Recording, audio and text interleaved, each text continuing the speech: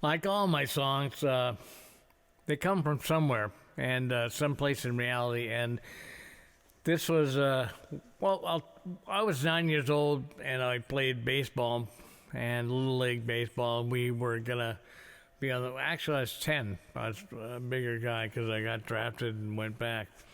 But I was a pitcher on this team. We were going to have a championship game, practicing on a Sunday at the grade school. This is before cell phones, 1970. And there was no catcher that day, so it was time for batting practice. And I just hit the balls out to the guys in the field. And behind me, my coach, my friend Andy Craven's dad, he said, I don't feel good. And he said, I'm going to lay down for a minute. So he laid down in the dirt right behind the backstop. And the assistant coach came over and said, are you okay? And said, I don't feel very well. And so he called for one of the kids to go to the houses and see if they could get anybody. It was a Sunday. They were either at church. That was back when people went to church.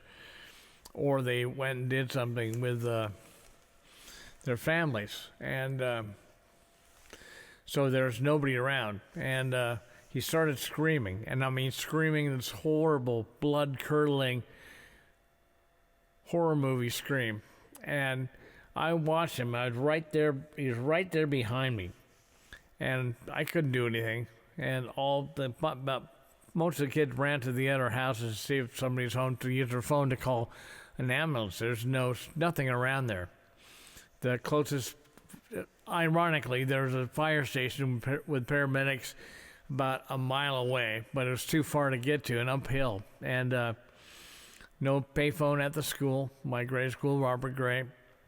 They put one in there after. Anyway, I watched him turn red, and then bright red, and then kind of an orange red, all the while screaming at the top of his lungs. And he was having a heart attack.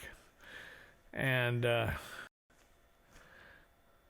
everybody says, oh, I just want to have a heart attack and die in my sleep. It's like, if you go this way, no, this was very painful. So he screamed horribly for it seemed like 10 minutes. And then it stopped. And he stopped. And he turned back through the colors from orange to purple to red, finally to gray and kind of a whitish color, and he was gone. And that image has always stuck with me my entire life. And I thought, that was the pain before you die. So in 2013, I wrote this song with my bandmates from my Motorhead tribute, Ace of Spades, Dave Hathaway, and Vito Sinclair. And this is it. This is the pain before he died. It has Dave Hathaway on it, who actually died taking a nap. He was getting ready for work, and he died June 15th, 2020, the same week I got Bell's palsy. It was a weird week. But I wrote this song, and we recorded it, and a couple years later, he's no longer around. He's my best friend, and I miss the guy. I have 219 dead friends, but that one really impacted me. So this is for you, Dave. Dave Hathaway, Portland, Oregon. Great drummer and funny guy. He was my best friend. Hope you enjoy.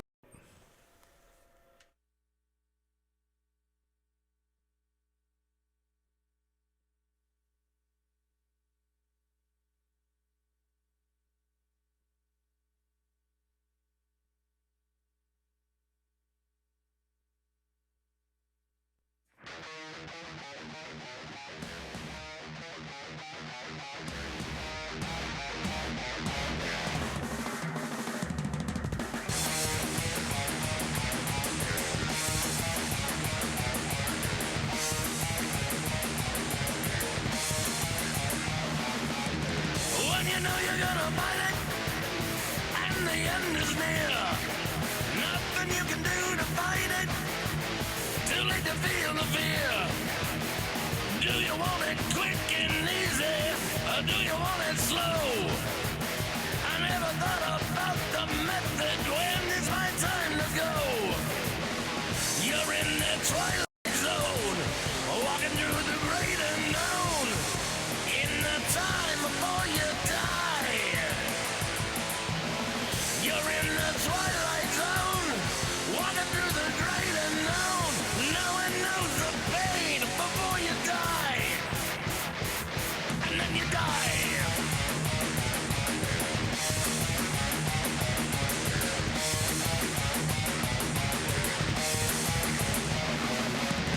Is it darker than a closet, or brighter than the sun? You're swimming in the sea of souls. Are you the only one?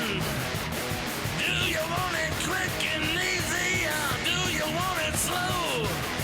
I never thought about the method when it's my time to go. Walking in the twilight zone, you're walking in the great unknown. In the time before you die,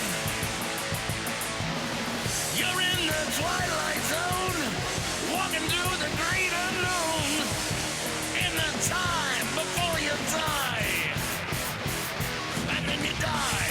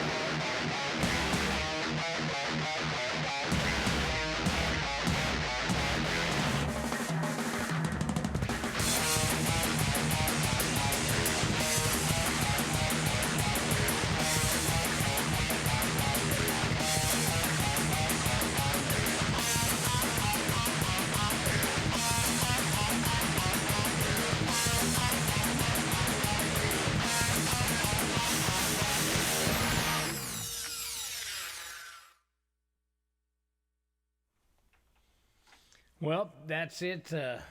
Dave played amazing drums on this, and Beatles a great guitar player, and I played bass and wrote the song.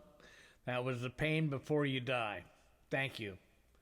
See you next time.